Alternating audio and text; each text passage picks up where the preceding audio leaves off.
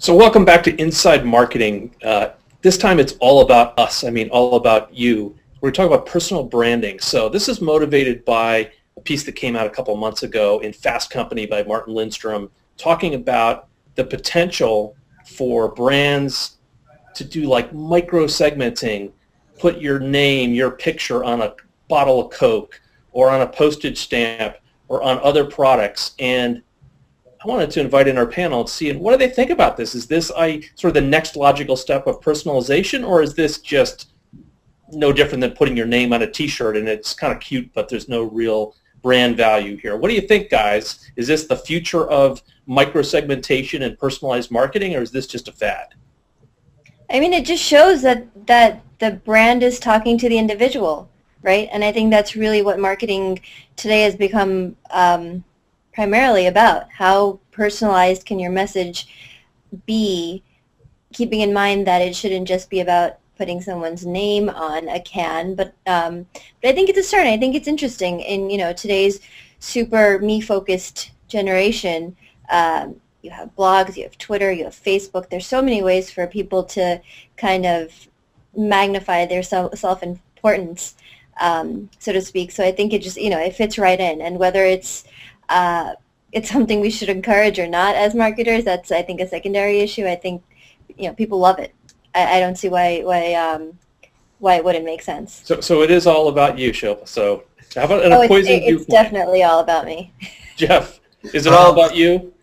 No, I mean, I agree to a certain extent that personalization in marketing is important, but at the same time, I think this is a gimmick. The examples they're giving aren't realistic, and they're not going to last.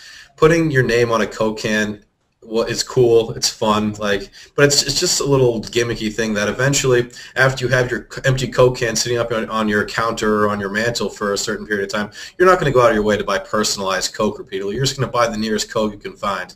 It's just, as you said before, it's just like the T-shirts or the personalized water bottle that you lose after using once or twice. It's really just one of those fads that's going to disappear. I don't know it comes to what comes to mind for me is things like those personalized keychains, right, where everyone but me always could find a keychain with their name on it, or the M&M's thing where you can personalize it.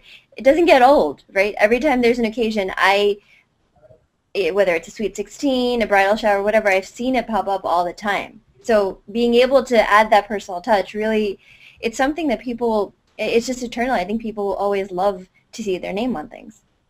So I think the real question is whether that's, so I think that there's a novelty aspect, right? I mean, the ability to print on an M&M, the ability to have your picture on a Wheaties box. I mean, there's these sort of things that are kind of cool, personalized brand items.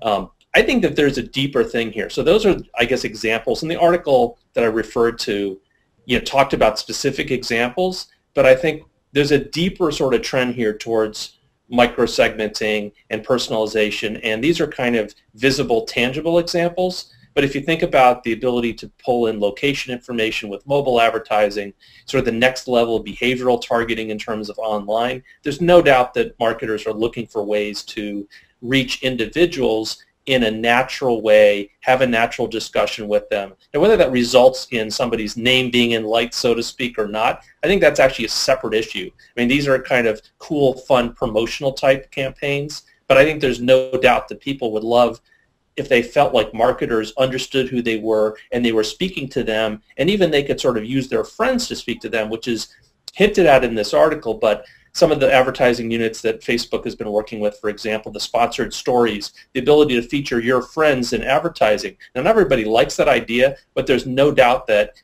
this is the direction with a lot of digital marketing in terms of not only marketing to people individually, but marketing to them via their friends.